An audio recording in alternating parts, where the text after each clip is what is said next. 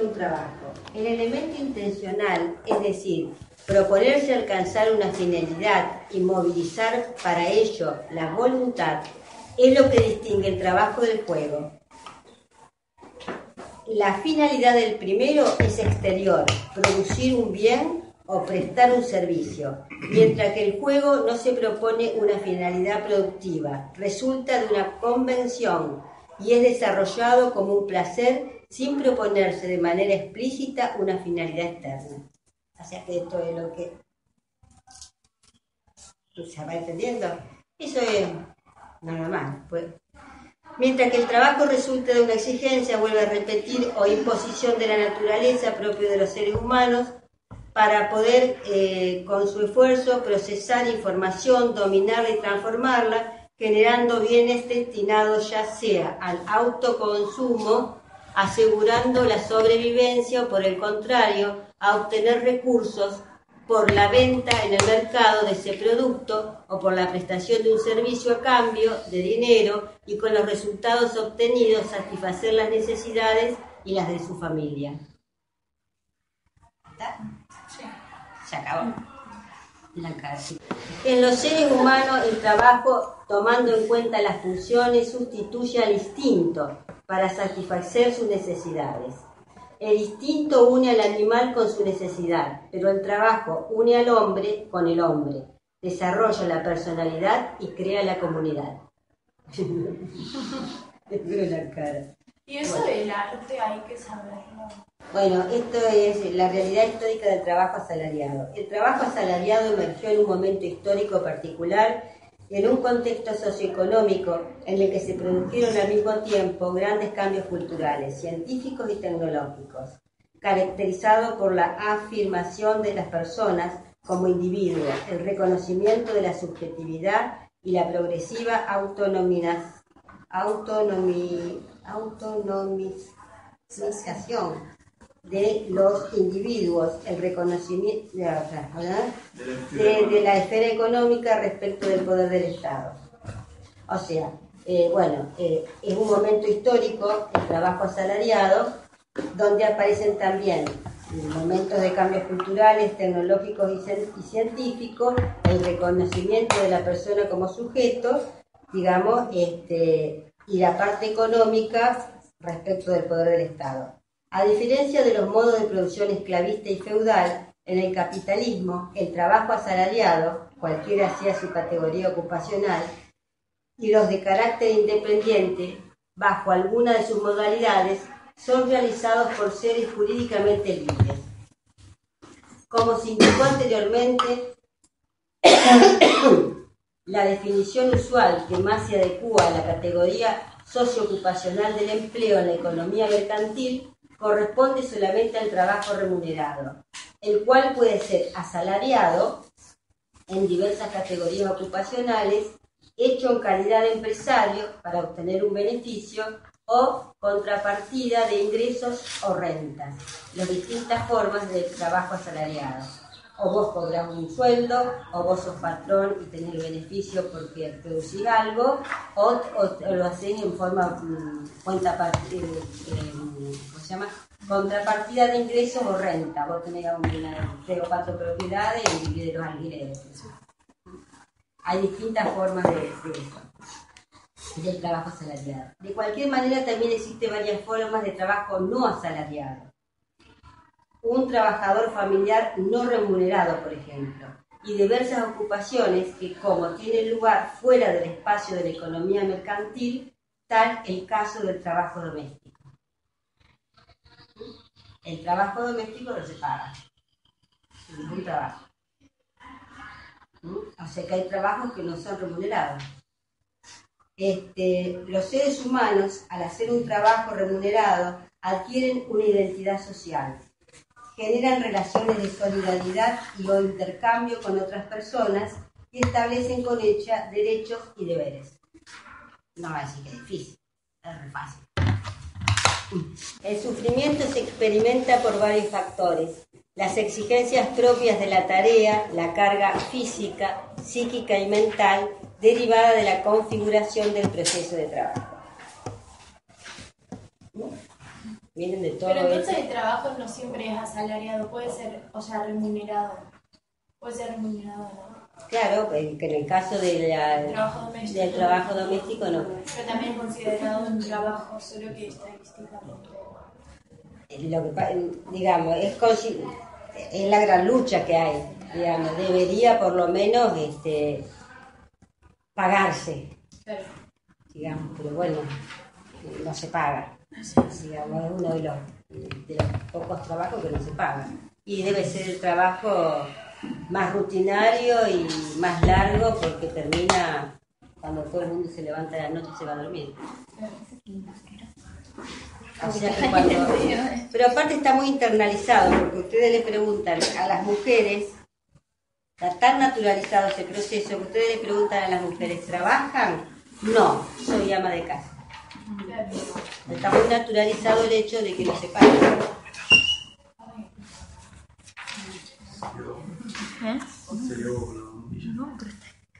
Trabajar implica entonces el sufrimiento derivado de someterse a las reglas vigentes en las empresas y organizaciones para obtener ingreso y ganarse la vida. Hacer un esfuerzo en esta situación implica una inversión afectiva, pues siempre existe la incertidumbre respecto de los resultados. Es posible fracasar y los trabajadores pueden sentir el miedo de no ser capaces de hacer bien la tarea. Puede afectar negativamente el equilibrio psíquico-somático, pero también puede ser transformado de tal manera que sirva al trabajador para la realización de sí mismo, a la construcción de su identidad, incluso al estímulo a buscar un verdadero placer en esa actividad. Digamos, son definiciones, estas definiciones son... se aleja mucho del trabajo actual, digamos. Es decir, estas definiciones son más de mitad del siglo pasado, de la última mitad, donde la gente de algún modo trabajaba en una organización y, como antes se decía, se ponía la camiseta. Digamos, se tomaba la empresa, por más que sea una empresa grande, no una empresa familiar, se la tomaba como propia y hablaba en un lenguaje que decía nosotros. De eso yo en el consultorio habré visto un montón. Y yo decía, ¿cómo nosotros? ¿Usted lo habilitan en las ganancias de fin de año? No, bueno, entonces no son nosotros, son ellos, los patrones, usted el empleado. Y bueno, si tiene que trabajar 8 horas, no tiene que trabajar 9. Porque eso de nosotros era lo de ponerse la camiseta o de hacer la gran fiesta a fin de año, donde todo el mundo se reunían a todos los empleados y le regalaban algo. Digamos que era una forma, digamos... Eso se sigue haciendo en algunas empresas. Sí, pero, digamos, a ver, si vos trabajás, te tienen que pagar. Después si te quieren hacer una fiesta, que te hagan una fiesta. Pero, digamos, era una forma, digamos, de que sobre todo se veía en el lenguaje cuando la gente hablaba. Ahora tanto no se usa desde que Menem flexibiliza el trabajo y los chicos, digo de 30 años, ya no tienen tanto apego a las empresas y pueden ir cambiando de diferentes empresas, entonces no sienten esa cuestión de identidad con el trabajo. En la crisis del 2001, cuando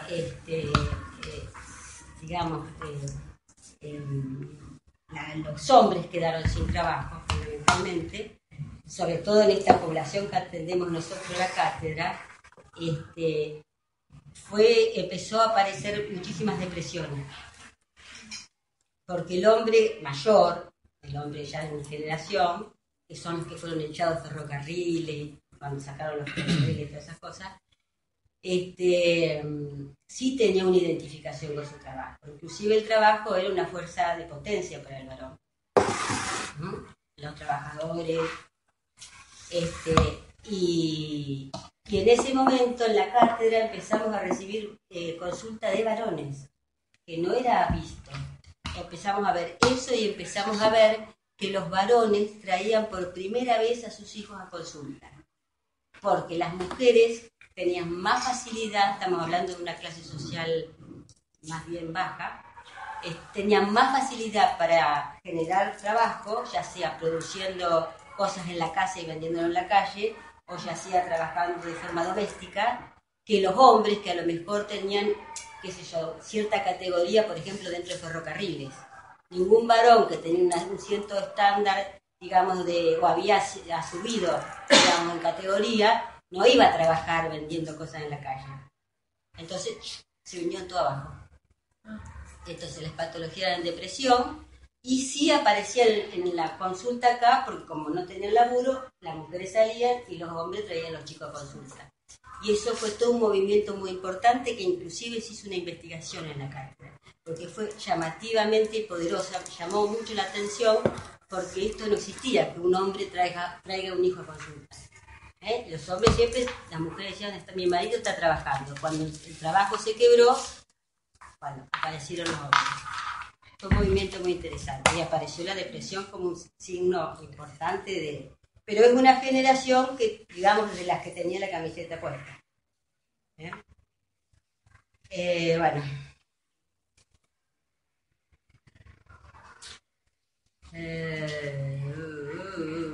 Ya dije esto que después vuelvo a leer esto. Puede afectar negativamente el equilibrio psíquico-somático, pero también puede ser transformado de tal manera que sirva al trabajador para la realización de sí mismo, a la construcción de su identidad, incluso para estimularlo a buscar un verdadero placer en esta actividad. El trabajo humano es una actividad que no solo requiere despliegue de esfuerzo físico de las personas, tiene dimensiones cognitivas, pues requiere la utilización de conocimientos adquiridos en el sistema escolar, la habilidad personal, el aprendizaje realizado en el seno del colectivo de trabajo, un saber hacer acumulado. Acá incluye otras variables, que es lo cognitivo, sería la educación, el grado de educación escolar, las habilidades personales. Vieron que hay gente que tiene habilidades, digamos, sin haber estudiado en ningún lado, ni haber ido en ningún lugar, tiene habilidades manuales, por ejemplo, ¿no? Eso también se reconoce, y digamos, el aprendizaje en el colectivo, es decir, lo que uno aprendió grupalmente. Cuando uno habla de colectivo de trabajo, son todos los compañeros que pueden estar en un sector. Y si uno habla de colectivos de trabajo, digamos, regulado con leyes, habla de sindicatos. Como por ejemplo acá los no docentes. Están acá a la vueltita.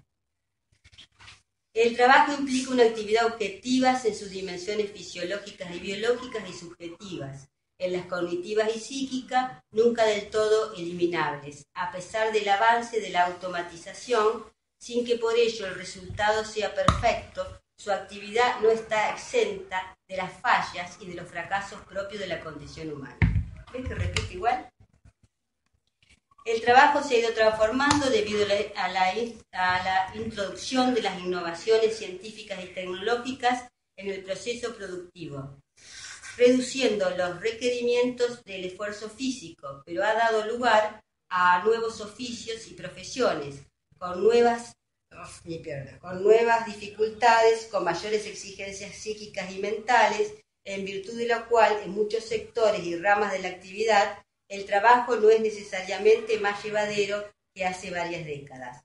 Tampoco es cierto que haya disminuido el volumen de los trabajadores, sino que está oculto en la subcontratación, el trabajo a domicilio, los empleos precarios, el trabajo no registrado, y debido al elevado desempleo y a la amenaza de despido, ha disminuido el poder y capacidad de resistencia de las organizaciones sindicales. Bueno, todo lo que es trabajo negro está hablando acá.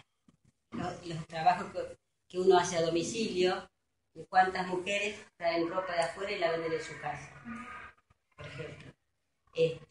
Esos trabajos negros.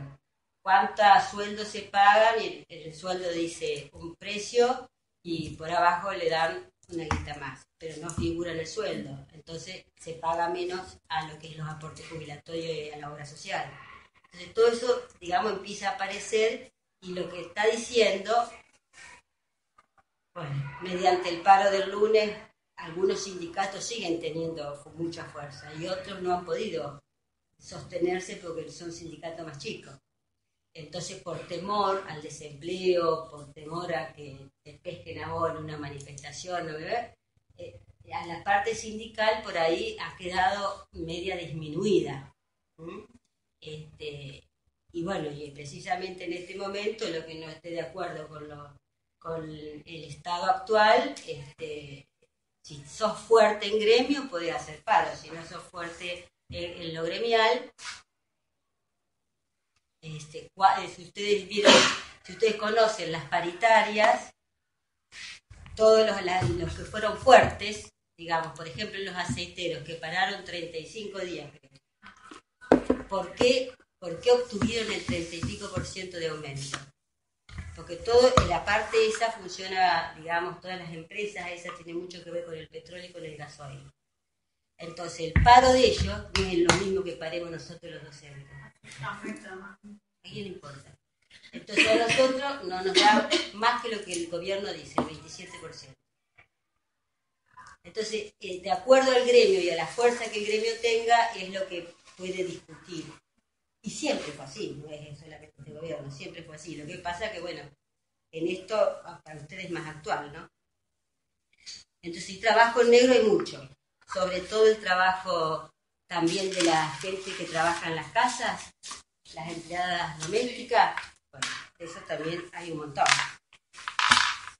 Y a veces se complica, porque no es que la gente no quiera pagarle, porque hoy vos vas a la compu y la ponés en lo de la FIP y un trabajo. Dice, cuando las condiciones y el medio ambiente del trabajo, por una parte, y o el contenido y la organización del trabajo, por otra, son deficientes, las actividades provocan incidentes y accidentes, orígenes de problemas de salud, no solo biológicos, sino también de orden psíquico y mentales que dan lugar a sufrimiento. Desde el punto de vista de la desocupación, bajo cualquiera de sus modalidades, puede estar en el origen de la alienación y de numerosas patologías, razón adicional por el cual debería ser combatida por todos los medios. Sí. Bueno, la identidad es, para un señor, Dubar, el resultado de un proceso de diferenciación y de generalización. La diferenciación es lo que hace a la singular, y en este caso la identidad genera la diferencia. La generalización, por otra parte, es lo que define un aspecto común a una serie de elementos de un conjunto, pero diferentes unos de otros. Después habla de Max Weber, de Carlos Marx, de qué sé yo qué pistola. Bueno, y la subjetividad se construye y desarrolla y por las relaciones con los otros. ¿Veis? Actualmente estamos atravesando una crisis de la identidad profesional que produce sufrimiento por la imposibilidad de los trabajadores de transmitir a sus hijos los saberes y los valores de un oficio, reconocido y valorado por otros, por las quiebras y cierres de empresa, los procesos de reconversión profesional, las deslocalizaciones que desestructuran los colectivos de trabajo, las innovaciones tecnológicas y los cambios en la organización de trabajo, pero la causa principal es el desempleo. Es decir, ustedes no sé si se acuerdan, pero una de las formas que para permitir la flexibilización del uso de la fuerza de trabajo y disminuir los costos laborales. La reforma del derecho colectivo de trabajo ha erosionado el poder de negociación y ha debilitado a los sindicatos, descentralizando el ámbito de la negociación. La protección social se ha privatizado. Jubilaciones, pensiones, atención de la salud, prevención de los riesgos ocupacionales, dejando afuera de sus ámbitos a vastos sectores. Se ha incrementado el trabajo por cuenta propia, el sector informal y el trabajo no registrado. No existe servicio público de empleo y en su lugar intervienen consultoras y agencias de trabajo temporario de carácter mercantil. Antes, ¿qué tenía uno? Las obras sociales de pertenencia a los trabajos.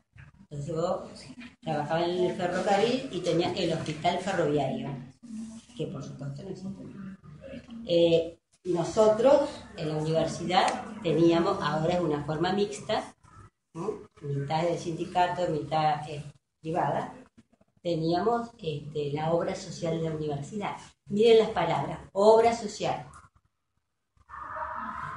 ¿Y qué quiere decir que se ha privatizado? Que aparecieron las prepagas. Entonces tenemos OSDE, tenemos Galeno, que Messi le hace la cosita, y es una obra social de mierda.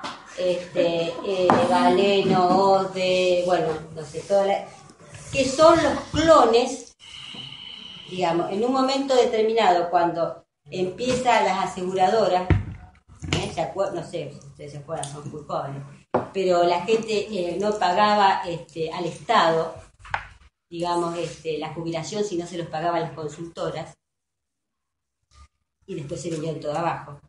En la época del señor Menem se vinieron todos abajo. Entonces vos habías portado una empresa de la banca suiza, un aporte de jubilación para tu futuro, como hacen los yanquis. Los yanquis nacen los hijos y ya los aseguran para el futuro por si se mueren, por todo.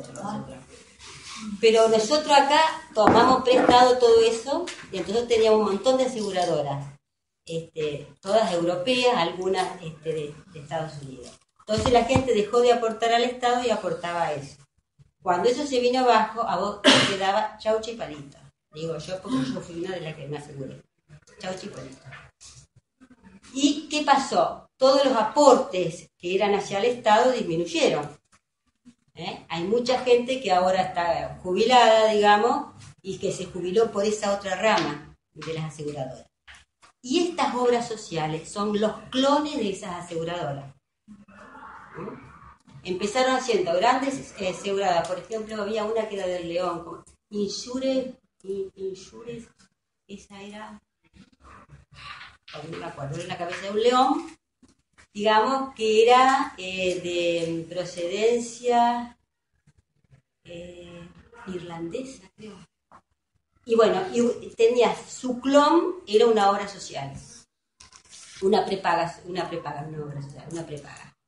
Cuando se va todo abajo, esos se van del país, dejan todo un río bárbaro, y ¿qué dejan a cambio todavía? Las prepagas. Antes que había las obras sociales, que eran pertenecientes a los sindicatos, digamos, y bueno, todo eso se diluye. Por eso este pedacito que dice en la Argentina el mercado en este momento está desregulado, es cierto. Donde la fuerza de trabajo de los sindicatos se ha perdido, es cierto también. Donde vos no podés negociar, se han debilitado los procesos de negociación, también se han debilitado, y entonces existe un tipo de trabajo hoy que es informal, existe un trabajo ¿qué quedó, si uno se pone a pensar, qué trabajo quedó del Estado? ¿La municipalidad? Lo subrayé, pero no lo leí bien. El trabajo humano es multidimensional, dimensiones objetivas, es una actividad trascendente. Por medio del trabajo los seres humanos establecen una relación particular de intermediación con la naturaleza, ya lo dijo 2 veces o 3. Eso serían las dimensiones objetivas. Las dimensiones propias del sujeto. El trabajo es siempre la actividad de un ser humano porque es una actividad voluntaria orientada hacia una finalidad laboriosa, fabricante, que significa un esfuerzo sobre sí mismo y sobre la materia. Pim pam pum, me falta otra. El trabajo va siempre acompañado de sufrimiento y o placer. Esto como un resumen. Durante la actividad laboral y según sean las condiciones y medio ambiente del trabajo, se establece una relación directa y permanente con la vida y la salud del trabajador. Para eso tenemos también, privado, las RT. El trabajo permite o contribuye a la realización personal, es decir, al desarrollo de la personalidad de quienes ejecutan y definen una identidad social. El trabajo pone a prueba a las personas, permite que ellas demuestren lo que son capaces de hacer, la utilidad de su actividad.